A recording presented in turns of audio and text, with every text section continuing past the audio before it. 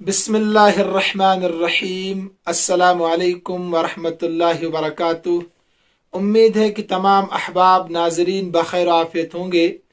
मैं दुआ गो हूँ कि अल्लाह तबारक व ताला आप सबको खुश खुर्रम रखे। आज जो हमें रोज़ों के ताल्लुक से सवालात मौसूल हुए हैं, उनमें पहला सवाल मोहतरम शमीम अहमद साहब पुलवामा से पूछते हैं, इफ्तार के वक़्त बाज़ लोग इज्तिमाई दुआ करते हैं, तो क्या हदीस से साबित है कि नहीं? बाज़ उसको बिदअत कहते हैं। दूसरा इसी के साथ पूछते हैं, इफ्तार के वक़्त चाहे इनफरादी दुआ हो या इज्तिमाई दुआ हो, क्या हाथ उठाना ज़रूरी है? देखिए, पहले हमें दुआ के ताल्लुक से समझना होगा, दुआ बंदे और अल्लाह के दरमियान में एक सरगोशी है, राज है। बंदा अल्लाह तबारक व ताला के सामने अपनी ज़रूरियात, अपनी मुश्किलात, अपनी हाजात, अपनी बीमारियों का तज़किरा करता है और इस उम्मीद से कि अल्लाह तबारक व ताला उनको पूरा करेंगे, और अल्लाह पाक पूरा भी करते हैं। लिहाजा ये राज सरगोशी तन्हाई में होनी चाहिए, इनफरादी तौर पर होनी चाहिए, खलवत में दुआ होनी चाहिए। लेकिन इफ्तार के वक़्त अगर कभी कभी इज्तिमाई तौर पर दुआ कर ली जाए, उसको लाजिम और ज़रूरी और सुन्नत न समझा जाए, तो उसकी इजाज़त है। लेकिन असल दुआ ये है कि आप इनफरादी तौर पर दुआ करें। इमाम साहब को, दुआ कराने वाले को ये पता नहीं होता है कि आपकी कौन कौन सी परेशानियां, मुश्किलात, मसाइब, हम ज़रूरियतें हैं। लिहाजा इनफरादी तौर पर दुआ कर लेनी चाहिए। उसके साथ जो पूछा है कि हाथ उठाना ज़रूरी है कि नहीं, देखिए, हाथ उठाना दुआ के आदाब में से है। आप पानी में जितना शहद डालेंगे उतना ही पानी मीठा होगा, मिठास उसमें महसूस होगी।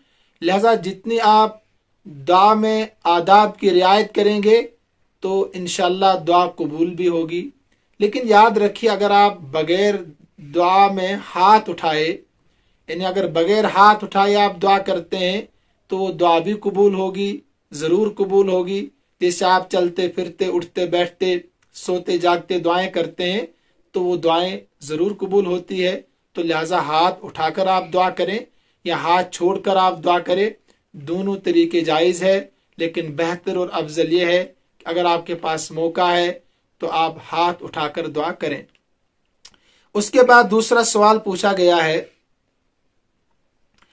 शुगर मरीज जो होते हैं, मोहतरम तारिक साहब त्राल से पूछते हैं कि शुगर मरीज जो होते हैं, अगर उनको रोज़े में ज़बरदस्त दिक्कत महसूस हो, परेशानी महसूस हो, तो क्या वो मुंह में दवाई रख सकते हैं ज़ुबान के नीचे? तो याद रखिए, अगर उस दवाई के ज़र्रात जो आप ज़ुबान के नीचे रखते हैं हलक के ज़रिए से पेट तक पहुँचते हैं, तो आपका रोज़ा फासिद होगा। और तजुर्बे से यही पता चलता है कि उस दवाई के ज़र्रात हलक के ज़रिए से पेट तक पहुँचते हैं, लिहाजा रोज़ा फासिद होगा। इज्तनाब करना चाहिए, बचना चाहिए। उसके बाद तीसरा सवाल पूछा है, ये रोज़ों के ताल्लुक से नहीं है। मोहतरम नज़ीर अहमद साहब संगम अवंतीपोरा से पूछते हैं, एक औरत हज पर बगैर महरम के जाना चाहती है और हुकूमत की तरफ से भी इजाज़त है, तो क्या जा सकती है कि नहीं? देखिए, सहीहैन बुखारी मुस्लिम में रिवायत है, जो औरत अल्लाह और आखिरत के दिन पर ईमान रखती हो, यकीन रखती हो, उस औरत के लिए जायज़ नहीं है एक रात और एक दिन का सफ़र बगैर महरम के वो करे।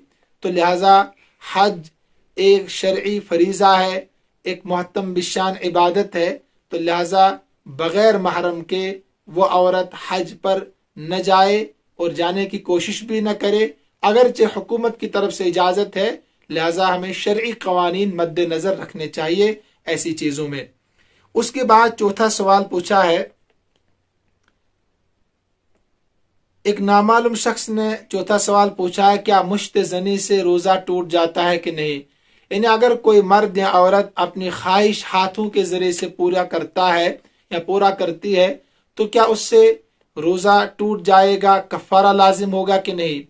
याद रखिए, मुश्त ज़नी करने से रोज़ा टूट जाता है, लेकिन सिर्फ क़ज़ा करनी है, कफ़ारा नहीं देना होगा। ایک بہت بڑا گناہ بھی ہے، روزے کی حالت میں آپ کر رہے ہیں، روزہ بھی ٹوٹ جائے گا، لیکن کفارہ نہیں دینا ہوگا بلکہ صرف ایک روزے کی بعد میں قضا کرنی ہوگی۔ پانچواں سوال پوچھتے ہیں، رمضان المبارک میں روزے کی حالت میں دانت ٹوٹ گیا۔ محترم نذیر صاحب یہ سوال پلوامہ سے پوچھتے ہیں، اور بہت زیادہ خون نکل گیا تو کیا روزہ ٹوٹ جائے گا یا باقی رہے گا؟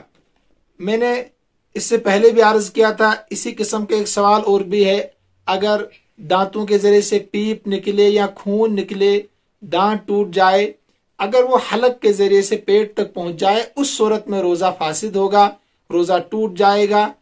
اس کے بغیر اگر خون نکلا، پیپ نکلی، آپ نے اس کو باہر پھینک دیا تو اس سے روزہ فاسد نہیں ہوگا۔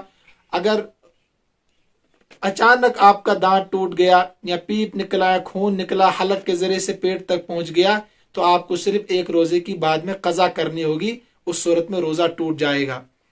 اس کے بعد چھٹا سوال پوچھا گیا ہے، روزے کی حالت میں، یہ تو سوال ہو گیا۔ ساتواں سوال ہے روزے میں لپسٹک لگانا۔ یہ بھی سری نگر سے ایک نامعلوم بہن نے پوچھا ہے کہ روزے کی حالت میں اگر ہم لپسٹک استعمال کرتے ہیں تو کیا روزہ فاسد ہوگا کہ نہیں؟ دیکھیں، لپسٹک ایک سرخی ہے جو ہونٹوں پر لگائی جاتی ہے، اگر اس میں حرام اجزاء شامل نہ ہو تو عورتوں کے لیے جائز ہے، لیکن جائز گھر کے حدود میں ہے، یہ نہیں کہ آپ لپسٹک لگا کر باہر بازاروں کی زینت بنتی پھریں، وہ تو بالکل حرام ہے اور ناجائز ہے۔ گھر کے حدود میں رہ کر ایک عورت اپنے شوہر کے لیے بناؤ سنگار کر سکتی ہے، خوبصورت اپنے آپ کو بنا کر پیش کر سکتی ہے، اس کی جوازت ملتی ہے، لیکن یہ صرف گھر کے حدود میں ہو۔ نمبر 2، وہ جو لپسٹک ہے اس کی تہ نہ ہو، یعنی اصل گوشت اس سے چھپ نہ جاتا ہو۔ اگر تہ ہو، گوشت چھپ جاتا ہے، پانی کا اثر اصل گوشت تک نہیں پہنچتا ہے، تو یاد رکھے ایسی صورت میں نہ وضو ہوگا اور نہ غسل ہوگا اور نہ ہماری عبادتیں قبول ہوگی۔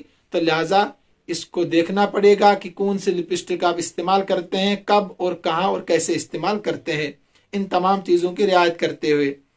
اس کے بعد 8واں سوال ہے، مکی اور مدنی صورتوں کے نام رکھنے کی وجہ کیا ہے؟ یہ سری نگر سے محترم محفوظ صاحب پوچھتے ہیں، سری نگر سے سوال ہے۔ دیکھیے، مکی اور مدنی صورتوں کی وجہ کیا ہے نام رکھنے کی؟ اس میں مفسرین نے 3 طرح کی باتیں لکھی ہے، 3 طرح کے قول ملتے ہیں۔ پہلا، کہ جو صورتیں مکہ مکرمہ میں نازل ہوئی ہے ان کو مکی کہتے ہیں، وہ صورتیں جو مدینہ منورہ میں نازل ہوئی ہے ان کو مدنی کہا جاتا ہے۔ پہلا قول تو یہ ہے۔ دوسرا قول یہ ہے کہ جن صورتوں میں اہل مکہ کو خطاب ہے ان کو مکی کہا جاتا ہے، جن صورتوں میں اہل مدینہ کو خطاب ان کو مدنی کہا جاتا ہے۔ تیسرا قول، ہجرت سے پہلے جتنی صورتیں، جتنی آیات نازل ہوئی ہے وہ ساری مکی ہے، ہجرت کے بعد جتنی صورتیں اور آیات نازل ہوئی ہے وہ سب کی سب مدنی ہے۔ یہ تینوں اقوال مفسرین نے لکھے ہیں جو آپ کے سامنے میں نے عرض کر دیے ہیں۔ اس کے بعد 9واں سوال پوچھا گیا ہے، امام خود ہی تکبیر پڑھ کر امامت کرائے تو کیا یہ جائز ہے کہ نہیں؟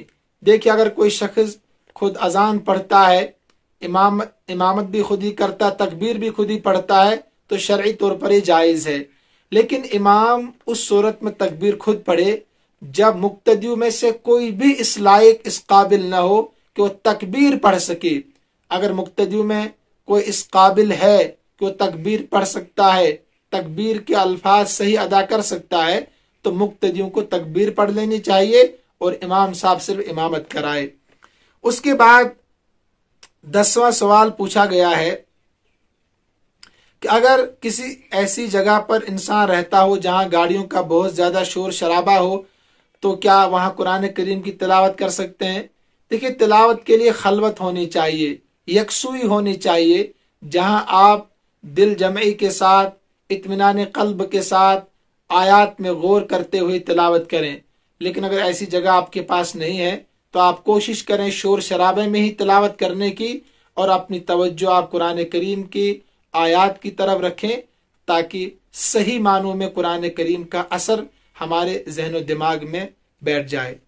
اس کے بعد ایک سوال پوچھا ہے محترم شوکت صاحب نے جموں سے سوال پوچھا ہے کہ میں مستقل باوضو نہیں رہ پاتا ہوں، کوشش کرتا ہوں لیکن بار بار ری خارج ہوتی ہے، جس کی وجہ سے مجھے بڑی دقت کا سامنا کرنا پڑتا ہے کہ اسی حالت میں تلاوت کر سکتا ہوں اور نماز پڑھ سکتا ہوں؟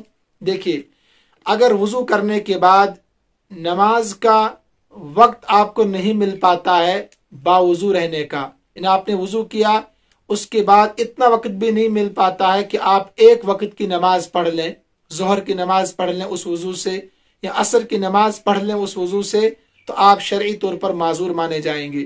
اب آپ کو کیا کرنا ہے؟ آپ کو وضو کرنا ہے اور نماز شروع کرنی ہے۔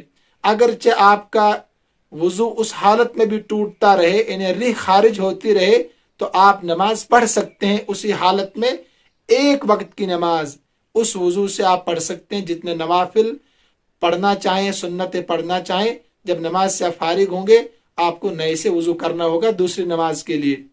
اسی طریقے سے ایک وضو کے لیے سے آپ تلاوت کرنے کے لیے بیٹھ جائیں، اگرچہ بیچ میں آپ کا وضو ٹوٹتا بھی رہے، ریح خارج بھی ہوتی رہے، آپ انشاءاللہ عند اللہ ماخوذ نہیں ہوں گے، آپ معذور کے حکم میں ہیں۔ چاہے آپ قرآن کریم سے تلاوت کر رہے ہوں یا موبائل فون سے، لیکن اگر موبائل فون کی سکرین پر آپ ہاتھ لگا رہے ہیں تو باوضو ہونا ضروری ہے، قرآن کریم چھونے کے لیے بھی باوضو ہونا ضروری ہے۔ لیکن اگر زبانی آپ پڑھتے ہیں تو اس میں کوئی حرج نہیں ہے، باوضو بھی پڑھ سکتے ہیں، بے وضو بھی پڑھ سکتے ہیں، لیکن باوضو ہونا زیادہ افضل اور بہتر ہے۔ اس کے بعد ایک سوال پوچھا ہے کہ روزہ ہمارے یہاں اگر کسی کا انتقال ہو جاتا ہے تو لوگ اس وقت روزہ نہیں رکھتے ہیں، انہیں تعزیت کے 3 دنوں میں لوگ روزہ نہیں رکھتے ہیں۔ سائمہ نور نے یہ سوال پوچھا ہے، تو کیا ان کو روزہ رکھنا ضروری ہے؟ دیکھیں، اگر کسی کا انتقال ہو جائے، اگر کسی کا انتقال ہو جائے تو وہ بیچارہ چلا گیا اس دنیا سے، اب یہ روزہ تو فرض ہے نا، سب پر، عاقل بالغ مسلمان پر روزہ فرض ہے، تو آپ کیوں روزہ چھوڑ رہے ہیں؟